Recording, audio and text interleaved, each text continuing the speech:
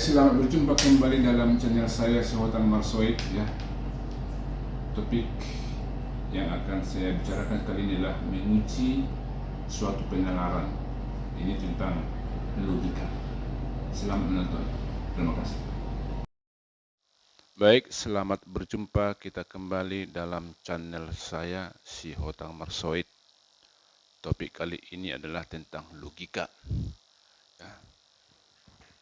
Yang akan kita bicarakan dalam topik ini adalah menguji suatu penalaran atau jalan pikiran. Nah, tujuan pemikiran manusia adalah mencapai pengetahuan yang benar dan sedapat mungkin pasti. Jadi tujuan berpikir itu adalah mendapat hasil yang benar dan pasti. Ya, mendapat hasil yang benar dan pasti. Nah, itulah tujuan kita berpikir. Tidak ada tujuan kita berpikir untuk mendapatkan hasil yang salah, nggak ada. Dan keraguan-raguan, tidak. Nah, sekarang apa yang dimaksud dengan benar?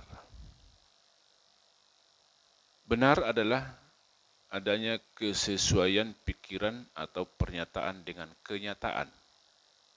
Nah, misalnya begini, saya pegang buku, lalu saya katakan ini buku, maka pernyataan saya itu atau perkataan saya itu sesuai dengan fakta. Fakta yang ada adalah apa? Saya memegang buku. Nah, begitu kelanjutannya ya. Jadi kalau saya katakan saya sedang makan, ya, itu pernyataan saya. Dan pada saat itu memang saya sedang makan, maka itu adalah benar, ya, benar. Jadi benar itu saya katakan selagi adalah kesesuaian pikiran atau pernyataan dengan kenyataan. Tentang apa saja? Apakah itu pernyataan tentang suatu fakta, tentang objek, atau pengakuan, pengingkaran, dan lain-lain. Pokoknya apa yang kita katakan sesuailah dengan fakta atau kenyataan. Itu adalah benar. Nah, persoalan sekarang timbul juga. Kalau tidak sesuai pikiran atau pernyataan dengan kenyataan, maka itu disebut salah. Ya, salah. Berarti salah adalah pikiran atau perkataan tidak sesuai dengan kenyataan. Nah, misalnya tentang rasa, ya, manis, ya, faktanya yang sebenarnya adalah manis, tapi saya katakan pahit, ya, maka itu salah. Nah, teh ini pahit, padahal fakta yang sebenarnya adalah manis. Nah, itu salah. Nah, jadi pengakuan seperti ini atau pernyataan seperti ini banyak kita hadapi dalam kehidupan masyarakat. Nah, katakanlah dulu misalnya si A sebenarnya mengambil barang milik orang lain. Kalau dalam bahasa hukum disebut mencuri. Nah, ketika dia ditanya orang, ditanya polisi, kamu yang mencuri? Lalu dia menjawab tidak. Nah, perkataan yang mengatakan tidak itu tidak sesuai dengan fakta yang sebenarnya, yaitu apa? Mencuri. Nah, itu salah ya. Itu salah. Nah, jadi ukuran menentukan benar atau salah, ya, benar atau salah, atau menguji suatu penalaran itu apakah benar atau salah, ukurannya adalah apakah cocok atau tidak cocok, atau apakah sesuai atau tidak sesuai pikiran atau pernyataan dengan kenyataan. Ya, nah itulah satu cara menguji suatu penalaran atau jalan pikiran.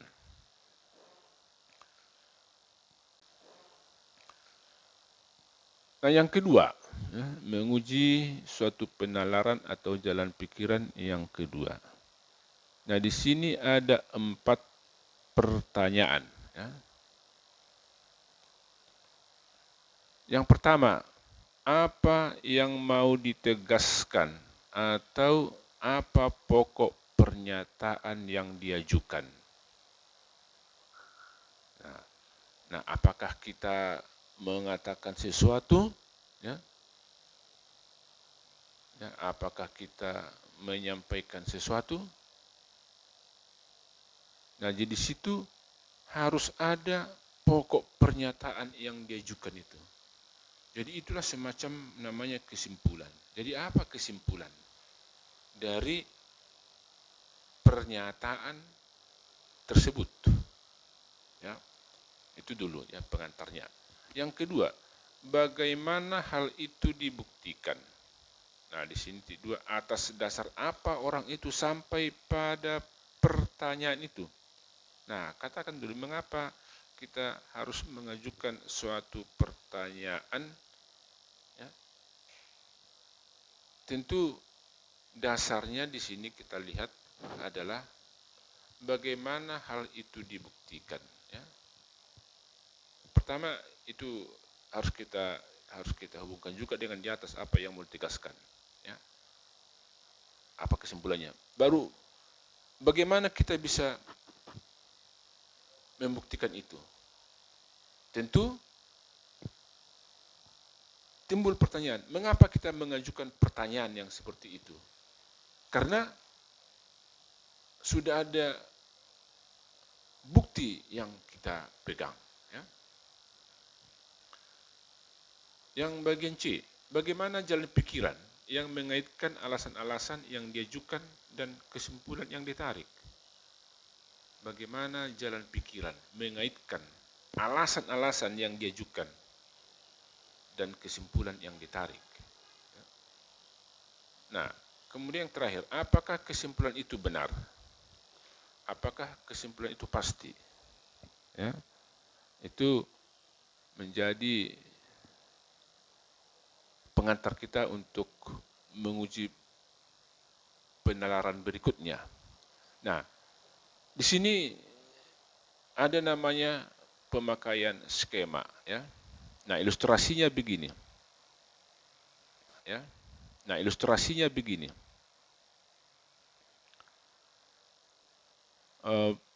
Ya, kita lihat. Seorang anak tenggelam di sungai. Nah, dalam keadaan tidak bergerak, katakanlah kaku, anak itu ditarik ke luar dari air. Orang yang mengangkatnya lalu berkata, dia tidak bernapas lagi. Nah, mendengar itu ibunya menangis lalu berkata, anakku mati. Nah, sekarang apa pokok pernyataan atau kesimpulan seperti yang tadi? Ya. Dari narasi ini bisa kita lihat yang menjadi pokok pernyataan atau kesimpulan adalah dia sudah mati. Ya. Dia sudah mati. Dia itu siapa? Tentu anak yang tenggelam itu. Nah, mengapa? Nah, apa alasan atau premis sehingga ada yang mengatakan mati di situ? Karena alasannya itu adalah begini. Dia tidak bernapas lagi. Nah, kalau dikatakan tidak bernapas lagi, kan itu bisa kita menarik suatu premis yang mengatakan dia sudah mati.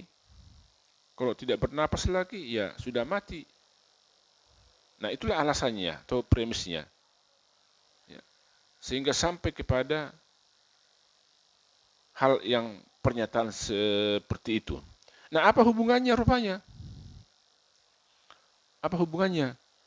Ya kalau tidak bernapas lagi, tentu itu dikatakan mati. Nah, itulah alasan yang mengatakan kalau kita lihat yang ini, ya, apa yang mau ditegaskan, bagaimana hal itu dibuktikan, bagaimana jalan pikiran mengaitkannya, kemudian apa kesimpulannya. Nah, dia ditunjuk oleh kata tidak bernapas lagi. Nah, tidak bernapas lagi menunjuk mati. Nah, sekarang kita lihat dia dan mati itu dihubungkan oleh garis terputus-putus. Ya, dia tak bernapas lagi berarti mati. Nah, sekarang ada semacam hubungan yang mengatakan dia mati, tetapi hubungan itu masih terputus-putus. Kita lihat ya, terputus-putus. Belum menunjukkan kepastian dia. Itu yang perlu harus dibuktikan. Ya, itu yang perlu harus kita uji. Nah, sekarang kalau dikatakan tak bernapas lagi, berarti sama dengan mati. Ya, makanya tak bernapas lagi itu menunjuk tanda panah ke mati.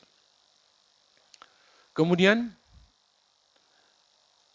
D, kita buatlah dia dengan simbol D. Ya, D dengan simbol D. Kemudian tidak bernapas lagi dibuat dengan simbol TBL. Maka D sama dengan TBL. Nah, kenapa? Karena sudah ada garis pasti ya. Dia tak bernapas lagi itu pernyataan tadi. Itu yang ada dalam ilustrasi.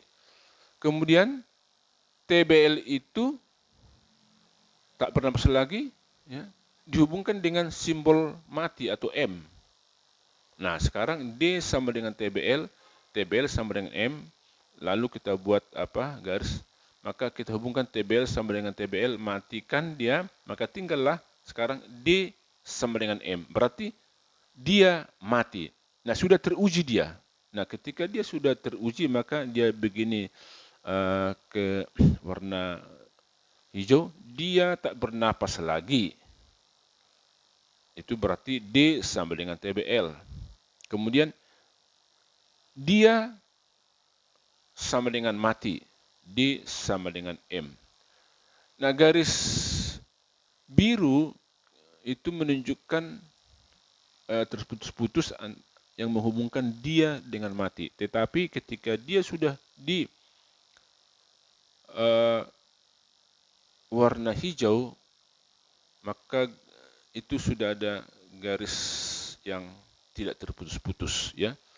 Dia tak bernapas lagi, itu berarti dia sama dengan mati. Jadi D sama dengan TBL dan D sama dengan M. Nah, itulah cara menguji suatu penalaran atau jalan pikiran yang kedua. Nah, sekarang kita menguji suatu penalaran atau jalan pikiran yang ketiga. Nah, di sini ada 3 syarat pokok, ya. Yang pertama, pemikiran harus berpangkal dari kenyataan atau titik pangkal harus benar. Kalau dikatakan kenyataan, maka itu sesuatu fakta atau sesuatu yang benar. Ya, katakanlah air ya air, panas ya panas, itu kenyataan. Dingin ya dingin, pohon ya pohon, itu fakta, itu kenyataan. Maka titik pangkal harus benar. Jadi pemikiran harus berpangkal dari kenyataan atau titik pangkal harus benar. Nah, suatu pemikiran harus berpangkal dari kenyataan atau harus benar.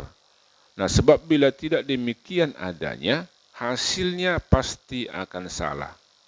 Walaupun didasarkan pada jalan pikiran yang logis. Nah, coba kita perkatakan, perhatikan ya. Titik pangkal harus benar. Sebab bila tidak demikian, hasilnya pasti akan salah, walaupun didasarkan pada jalan pikiran yang logis. Contoh, di sini ada titik pangkal. Ya. Titik itu dalam kurung adalah titik pangkal. Semua orang berambut gondrong adalah penjahat. Wah, ini dia. Kemudian titik premis tengah. Para penjahat harus dihukum. Nah, kesimpulannya apa? Semua orang yang berambut gondrong harus dihukum. Nah, kita uji dulu.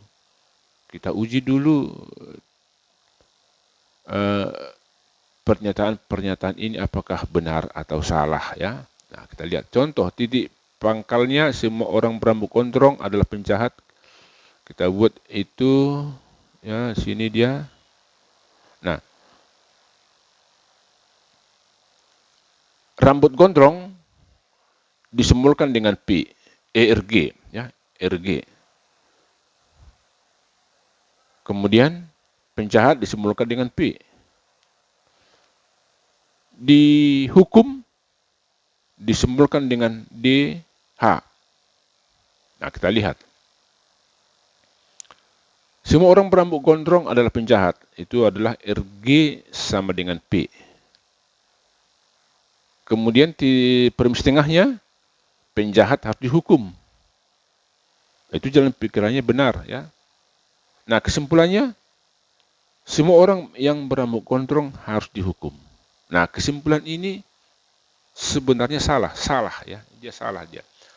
Nah, timbul pertanyaan, mengapa kesimpulan ini salah? Nah, kita kembali kepada alasan yang pertama tadi, titik pangkal harus benar. Nah, di sini titik pangkalnya, pernyataan dalam titik pangkal itu salah. Semua orang berambut gondrong adalah penjahat. Nah, itu salah. Ya. Itu salah. Jadi titik pangkalnya sudah salah, maka kesimpulan juga salah. Walaupun jalan pikiran menarik kesimpulan itu benar. Ya. Para penjahat harus dihukum benar. Kesimpulannya semua orang yang berambut gondrong harus dihukum. Ya, itu salah. Nah, jalan pikiran ini kita lihat benar, tapi kesimpulan salah hanya karena titik pangkalnya juga salah. Nah, yang berikut, menguji suatu penalaran atau jalan pikiran yang berikut. Ya, kita lihat di sini apa? Alasan yang diajukan harus tepat dan kuat. Ya, kalau kita mengajukan sesuatu alasan harus tepat. Ya, harus tepat dia. Ini bukan soal hanya benar saja ya, tapi tepat dia dan kuat. Nah, bila mengajukan pendapat harus didukung alasan yang kuat. Jangan didasarkan pada perasaan atau alasan itu tidak mengena. Contohnya begini, titik pangkalnya, tetangga saya punya mobil. Ya, benar. Kesimpulannya, oleh karena itu saya pun punya mobil. Nah, sekarang sebenarnya saya tidak punya mobil. Sebenarnya dia tidak punya mobil. Tetapi mengapa saya disebut punya mobil? Hanya karena tetangga punya mobil. Mungkin sering dilihat orang naik mobil, padahal itu mobil tetangga. Ya. Jadi kalau kita pernah melihat orang naik sepeda motor, ya mungkin 2-3 kali, kita menganggap dia sudah punya sepeda motor. Padahal sebenarnya itu sepeda motor tetangga. Itu bisa saja terjadi ya. Jadi alasan itu tidak tepat dan tidak kuat ya. Jadi kalau kita misalnya mau membeli apa? Membeli katakanlah handphone ya, tablet Samsung. Mau saya tablet ya, tablet yang kapasitasnya bagus. Nah, kita katakan kepada orang tua, Pak, saya mau membeli handphone merek ini. Nah, sekarang kalau ditanya orang tua apa alasannya? Haruslah tepat ya. Harus tepat. Jadi kalau hanya alasan untuk gagah-gagahan atau alasan daring, itu nggak tepat kan? Karena Samsung, karena